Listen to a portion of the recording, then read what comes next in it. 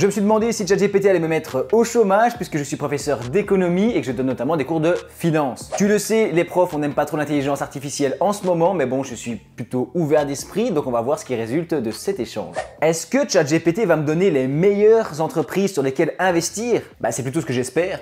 Ou alors est-ce qu'il va simplement me donner des conseils bateaux? C'est un peu ce que je crains. Dans tous les cas, sur cette chaîne, on est là pour apprendre des choses sur l'économie, donc je suis persuadé qu'on va en tirer quelque chose d'éducatif.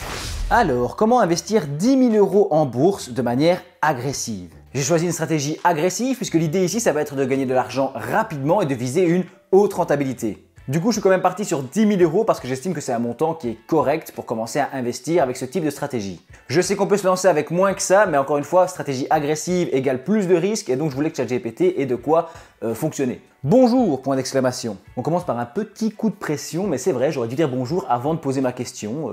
Si vous souhaitez investir 10 000 € de manière agressive en bourse, il est important de comprendre que cela comporte un niveau de risque plus élevé. C'est vrai. Si on vise un haut rendement, il va falloir miser sur des entreprises qui sont en croissance ou alors qui fluctuent beaucoup et donc qui sont par définition plus risquées. Ok.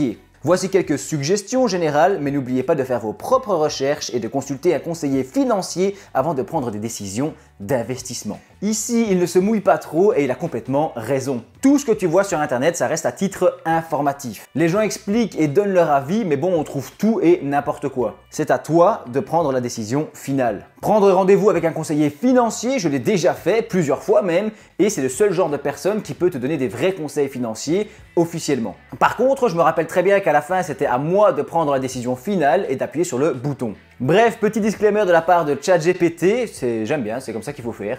1. Diversifiez votre portefeuille, investissez dans différentes classes d'actifs, actions, obligations, matières premières, etc. pour réduire le risque. C'est encore complètement vrai. Même dans une stratégie agressive où on vise un haut rendement et un haut risque, on ne met pas tous ses œufs dans le même panier. Acheter différentes entreprises, c'est déjà très bien, mais on peut aller plus loin que ça. Comme le dit ChatGPT, tu peux acheter des matières premières comme de l'or par exemple, ou alors miser sur des fonds d'investissement, des ETF, ou encore pourquoi pas sur des obligations ou des bons d'État qui ont quand même regagné un petit peu de valeur ces derniers temps. Notamment grâce à la hausse des taux d'intérêt. Enfin, c'est très intéressant, mais bon, est-ce que tu vas me donner des vrais noms d'entreprises? 2. Investissez dans des actions à forte croissance, recherchez des entreprises innovantes et en croissance rapide dans des secteurs porteurs.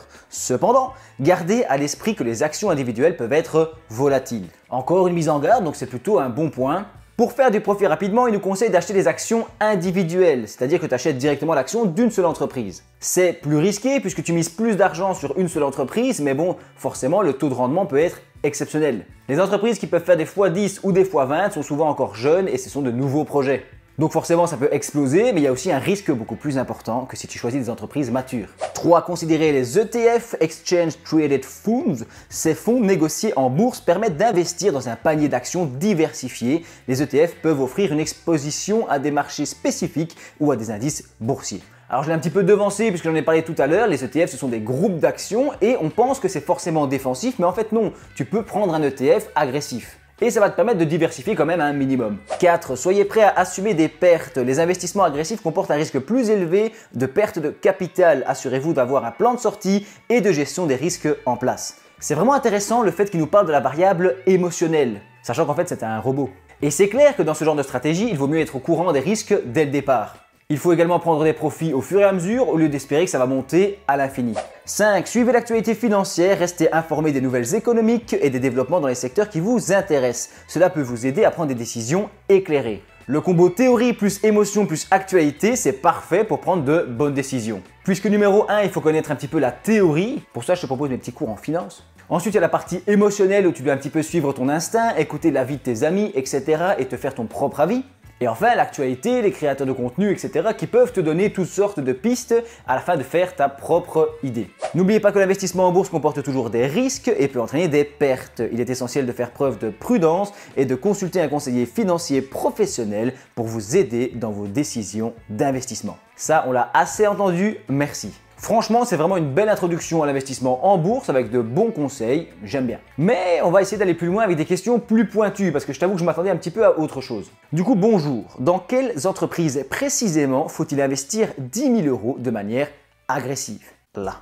Bonjour, je suis désolé, mais en tant qu'assistant, je ne peux pas fournir de conseils financiers ou d'investissement spécifiques. Les décisions d'investissement agressif dépendent de nombreux facteurs tels que votre tolérance au risque, vos objectifs financiers et votre connaissance du marché. Je vous recommande de consulter un conseiller financier professionnel qui pourra vous aider à prendre des décisions éclairées en fonction de votre situation personnelle. Ok, d'accord, c'est vrai, moi non plus je ne suis pas conseiller financier, mais ça ne m'empêche pas de te donner un avis et des exemples d'entreprises. J'ai déjà fait dans d'autres vidéos, notamment avec des top 10 et ce genre de choses. T'es ChatGPT et compile-moi des top 10 sur internet et dis-moi lesquelles sont les meilleures entreprises. Quelles actions acheter dans ce cas? Je suis désolé, mais en tant qu'assistant virtuel, je ne suis pas autorisé à fournir des conseils et des recommandations en matière d'investissement. Je vous recommande de consulter un conseiller financier ou de faire vos propres recherches pour prendre des décisions d'investissement éclairées. Besoin d'aide sur un autre sujet.